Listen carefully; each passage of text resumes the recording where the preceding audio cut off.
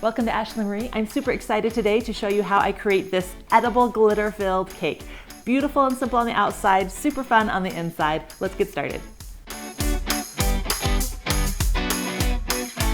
Now, because the inside of this cake is really where the wow factor is, we want to make sure that when you slice into it, the slice is pretty as well, just as pretty as the outside. So in addition to cutting and leveling the top of each cake layer, I'm actually going to flip it over and level off the bottom of each cake layer. And that way, when you slice into it, you won't see any brown from the bottom of the cake. It'll just be a nice, white cake frosting, white cake frosting. It'll be really pretty. So I have a video for leveling cakes.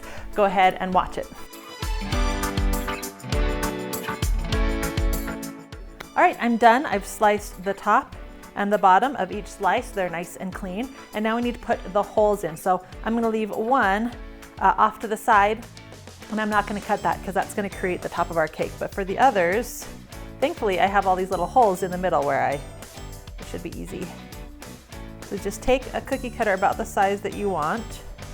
Go with a taller cookie cutter if you have one. I have a taller cookie cutter, but it's too big. Okay, so now we have 4 with holes and 1 without. Take some of your frosting and kind of create some spots on the plate where this is gonna hold your cake. Now usually I just put a spot of frosting right dead center, but obviously for this one, the center is gonna be that hole that we're gonna fill with glitter. So I don't want frosting in the center for this. So place your cake down center. Make sure that you don't see any frosting in that hole in the center. And now we're going to frost the cake. Again, making sure you leave the hole clean. All right, before I put the next layer on, I'm gonna clean out that center hole and make sure the holes line up.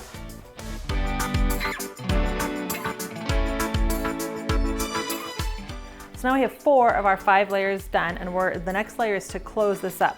So we're gonna take our sprinkles, and for this one I'm using rainbow. Now I prefer using sugar crystals because they're thick and chunky and they fall out beautifully. So just start pouring in.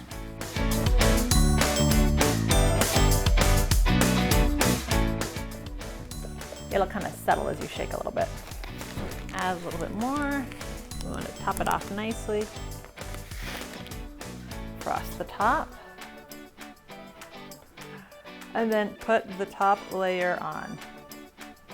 Now because this cake is so crummy because of all the layers that we cut, I went ahead and did a crumb coat. If you feel confident, you don't have to, you can go ahead and frost the entire thing, but we're gonna refrigerate this, which I don't like to do, but for a crumb coat, you wanna refrigerate it for about 30 minutes and then we're gonna pull it out, frost it for real.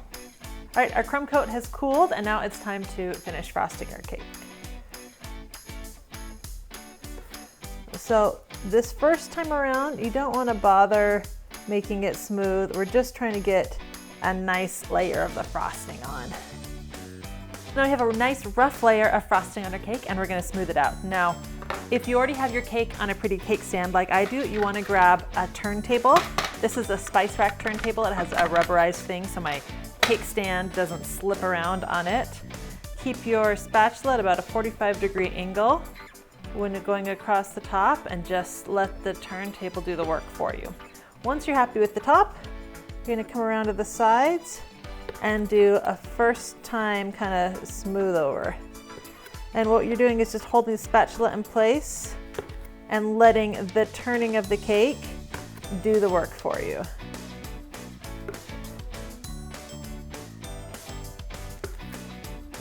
Now after that first time around, if you find that you have any big gaps, like I have a big air gap right there, then you just can kind of go through and fill some of those. If you find that maybe that has a section that maybe scraped off too much and you're starting to see some cake through, you can go ahead and fix that as well. Now we're gonna get it nice and smooth. You want something long and tall and smooth. Now my cake plate has a lip and that's gonna cause me a little bit of grief. But what I'm gonna do is hold this with a 45-degree angle against my cake, perpendicular to it. And I'm just gonna turn my cake right into it again, holding that, holding the cake scraper in the exact same place. That way that I know as I'm scraping off that whatever I'm scraping off is actually just making the cake even. So let the turntable do the work for you. Scrape off. Your top is smooth, your sides are smooth, and now you have these little lips where the top and the sides met. So you take a spatula that you've scraped off, nice and clean, and just scrape it towards the center.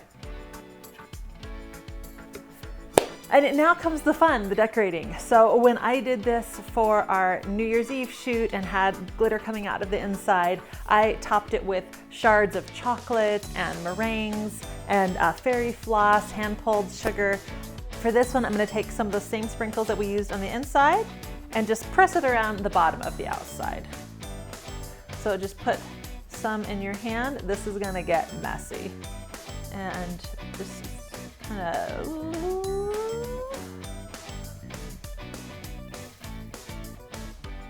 you want to do this while the buttercream is still, hasn't hardened yet. And the cake is done. Now it's time to do the fun part. Cut it open and have all of the glitter spill out. All right, I'm a little bit nervous about this. I don't usually cut cakes for you. There it is.